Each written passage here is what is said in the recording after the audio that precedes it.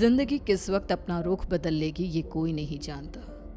कब फूलों से भरी बगिया उजड़कर खाक हो जाएगी, कब मैदान बंजर रेगिस्तान हो जाएगा और कब खुशियों से भरी जिंदगी मायूस हो जाएगी, ये कोई नहीं जानता। ये कहानी है कनिष्का की, जिसे अंदाजा भी नहीं था कि उसके जीवन का अगला पल उसके लिए क्या लाने वाला था।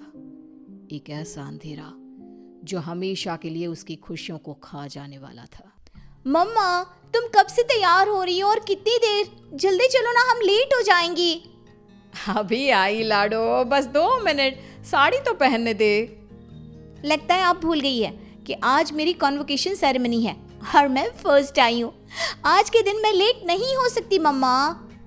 इसीलिए तो समय लग रहा है लाडो। जिसकी बेटी फर्स्ट आई है उसे तैयार भी तो फर्स्ट क्लास होना पड़ेगा ना। कनिष्का बचपन से ही पढ़ाई में बहुत तेज थी। हमेशा फर्स्ट आना, एक्स्ट्रा करिकुलर एक्टिविटीज़ में पार्टिसिपेट करना और अपने घर वालों का नाम रोशन करना, ये सब उसके लिए आम था। हड़बड़ाते हुए अपनी मम्मी और पापा के साथ कनिष्का अपने कॉन्वोकेशन में चली जाती है। I must say, Mr. and Mrs. Verma, you are very lucky जो आपके घर इतनी होनहार बच्ची पैदा हुई, वरना इस उम्र में तो अक्सर लड़के और लड़कियां भटक जाते हैं। पर कनिष्का दिन रात अपनी पढ़ाई में लगी रही और आज उसने हमारे कॉलेज का नाम पूरे स्टेट में रोशन किया है। स्टेज पर जाकर कनिष्का अपनी डिग्री लेती है। उसके लिए आज का दिन बेहद खुशी का था और वो इस पल को हमेशा के लिए कैद कर लेना चाहती थी। चारों तरफ खुशी का माहौल था। तभी कनिष्का की फ्रेंड्स उसके पास आती हैं। कनिष्का, इस बार तो हमें पार्टी चाहिए। हर बार तू बचकर निकल जाती है। अरे कौन सी मेरी जॉब लग गई है, इतनी भी बड़ी बात नहीं हुई है। अब बस लंदन यूनिवर्सिटी में मेरा एडमिशन हो जाए तब पार्टी पक्की।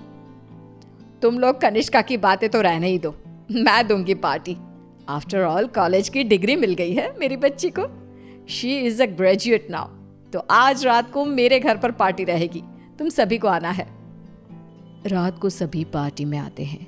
सभी बच्चे नाच कूद रहे होते हैं। तभी कनिष्का खिड़की पर जाकर बाहर देखती है, जहां सामने के घर की छत पर बैठी एक औरत उसे लगातार घूरे जा रही थी।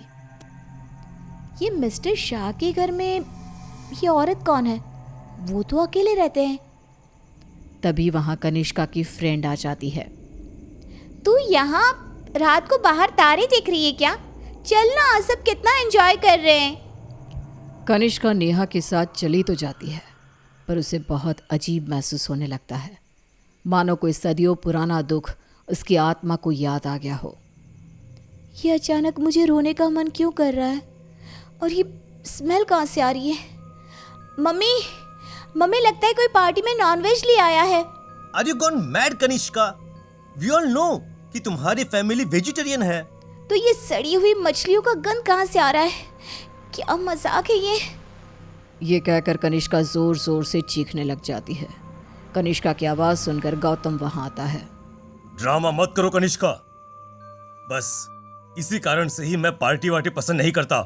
चलो जाओ अपने कमरे में। सभी अपने अपने घर चले जाते हैं और इसके बाद कनिष्का का बिहेवियर और भी खराब होता जाता है। रात को 3 बजे अचानक उठकर कनिष्का दीवारों से बातें करने लगती है। उसकी आवाज सुनकर रीना भागते हुए आती है। अरे बेटा, इतनी रात को तुम यहाँ पर क्या कर रही हो और दीवार को देखकर किससे बात कर रही हो? लाडो, कोई नहीं है यहाँ। रीना कनिष्का को सीने से लगा लेती है। कनिष्का का शरीर बहुत गर्म था। रीना ये देखकर सोच में पड़ जाती है। आज तक मेरी बच्ची ने कभी ऐसा बिहेव नहीं किया, आज क्या हो गया है इसे? शाम तक तो बिल्कुल ठीक थी और अब अचानक इतना तेज बुखार, ये सब क्या हो रहा है? रीना भागकर थर्मोमीटर लाती है और कनिष्का का टेम्परेचर चेक करती है, पर उसका टेम्परेचर बिल्कुल नॉर्मल था। ऐसा कैसे हो सकता है? ये सब क्या हो रहा है? अचानक मेरी बेटी को किसकी नजर लग गई? रीना अपनी बेटी के साथ ही सो जाती है और अगली सुबह डॉक्टर को बुलाती है, पर डॉक्टर के टेस्ट के बाद भी सब कुछ नॉर्मल ही निकलता है। अब ये क्या नया लफड़ा आ गया है? एक और नया खर्चा। ये क्या कह रहे हैं आप? जब तक कनिष्का टॉपर थी तब तक आपकी बेटी थी और आज बेचारी बच्ची तकलीफ में है तो ये सब कहने लगे आप। रीना और गौतम में बहस हो जाती है। गुस्से में गौतम घर से बाहर निकलता है, जहां उसे पता चलता है कि मिस्टर शाह अब नहीं रहे। वो घर आकर कनिष्का के पास बैठी रीना को इस बात की खबर देते हैं, जिसे सुनते ही अब तक सोई कनिष्का अचानक मुस्कुराने लगती है और भागती हुई अपनी अलमारी खोलती है और सारे सामान को बाहर बिखेर देती है। क्या ढूंढ रही है बेटा, मुझे बता लाडो। इतने में कनिष्का के हाथ कैंची लग जाती है, जिसे लेकर वो अपने सर के सारे बाल काटने लगती है। मिल गया मम्मा, मिल गया।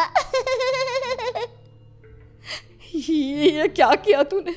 अरे क्या हुआ है लाडो तुझे? मुझे पता, तूने कल से कुछ खाया भी नहीं। कुछ खा ले बेटा, कमजोर हो जाएगी।